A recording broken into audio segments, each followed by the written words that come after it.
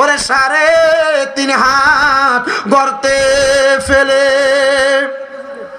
কেমন করে আইলা চলে, তোমার বাড়ি আইতে দেরি হইলে যে মা ঘুমাইতো না।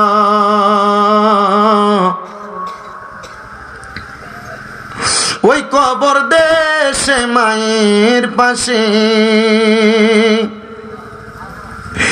একটু রইলি না রে, কবর দেশের খবর লইলি না। কেমন আছেন বাবা মনি, কেমন আছে মা জননী, একটা বারো ফিরা চাইলি না। ওই মা বাবারে কষ্ট দিয়া দুনিয়াতে দিন কাটাইয়া কোনদিনও শান্তি পাবি না রে, কবর দেশের খবর লইলি না। হায়রে আমার যুবক, এ মুরব্বী বাবারা, এ পর্দা নসিনী মা বোনেরা, ওই আব্বা জান তোমার বড় কষ্ট করে মানুষের মতো মানুষ করেছে, কিন্তু বর্তমান সমাজে তো ফসা, বর্তমান সমাজের পোলাপানে তো পচা। তাদের স্ত্রী তাদেরকে কথায় কথায় বলেছে, তোমার আব্বা আম্মার কি তুমি একা সন্তান নি? আরো তো 2-3 ভাই আছে, তুমি কেন তোমার মা বাপরে একা একা খাওয়াও? এই কথা শুই না সন্তানেরা তাদের মা বাপরে জুদা করে দেয়, এই কথা শুই না সন্তানেরা তাদের মা বাপরে আলাদা করে দেয়। মা বাপ এক সপ্তাহ এক ঘরে, আরেক সপ্তাহ আরেক ঘরে ভাত খায়, এ কথা শুই না অনেক সন্তানেরা তাদের মা বাপকে আলাদা করে দেয়। সকালে এক ঘরে ভাত খায়, রাত্রে এক ঘরে ভাত খায়। হাই রে, কত মা বোনেরা, কত আম্মারা আব্বারা তারা ঘরের মধ্যে বালিশের মধ্যে মাথা লাগে লাগে রাত্রবেলা কান্না করে তারার বালিশ ভিজায়। কারণটা কি?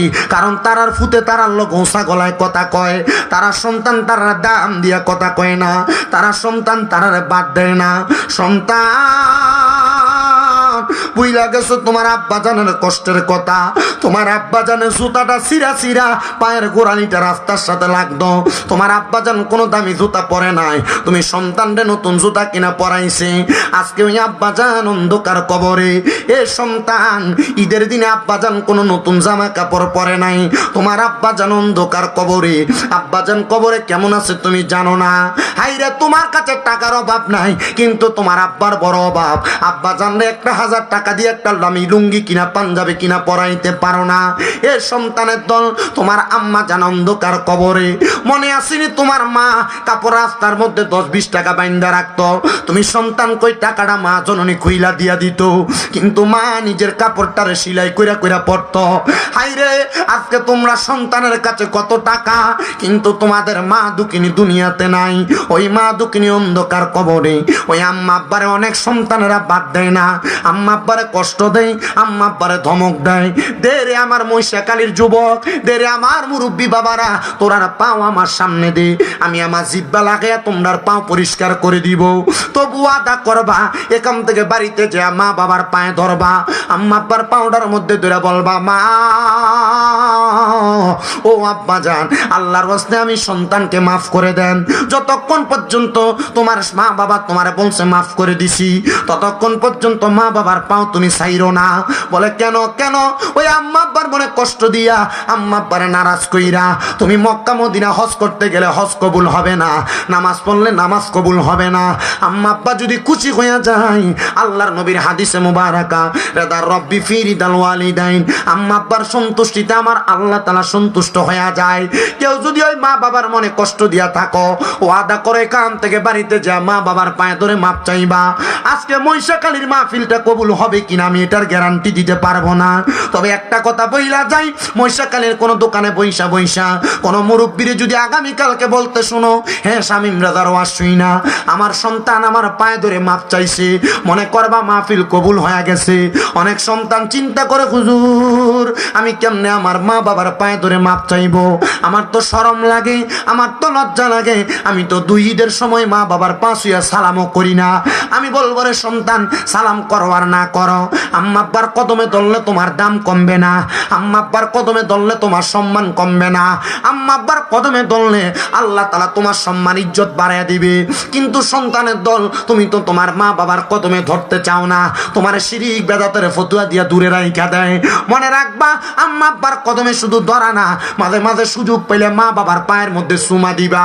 আম্মা আব্বার কদমে চুমা দিলে আল্লাহর জান্নাতের চৌকারে চুমা দেওয়ার সওয়াব পাওয়া যায়। আইরে সন্তানের দল, আম্মা আব্বার পায়ে চুমা দিব দূরের কথা, অনেকে চিন্তা করে হুজুর যাদের বাড়িতে আব্বা আছে তারা বাড়িতে যাইয়া আব্বার পায়ে ধরে মাপ চাইবো। হুজুর আমার তো আব্বা নাই, যে আব্বা জান আমার এত কষ্ট করে মানুষ করছে, আমি কার পায়ে ধরে মাপ চাইবো? পর্দানসিনী কত মা বোনেরা কান্দে, তারা আব্বা জান অন্ধকার কবরে, তাদের কাছে টাকা আছে পয়সা আছে, কিন্তু আব্বা জান অন্ধকার কবরে।